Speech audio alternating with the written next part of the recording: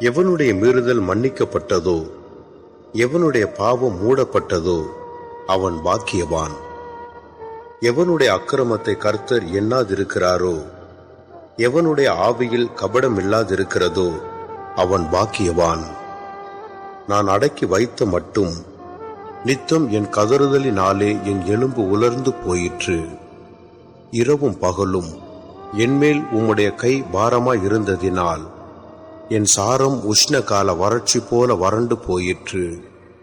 நான் என் அக்கிரமத்தை மறைக்காமல் என் பாவத்தை உனக்கு அறிவித்தேன். என் மீறுதல்களை கர்த்தருக்கு அறிக்கையிடுவேன் என்றேன். தேவரீர் என் பாவத்தின் தோஷத்தை மன்னித்தீர். இதற்காக சகாயம் கிடைக்கும் காலத்தில் பக்தியுள்ளவன் எவனும் உம்மை நோக்கி விண்ணப்பம் செய்வான். அப்பொழுது மிகுந்த ஜல பிரவாகம் வந்தாலும்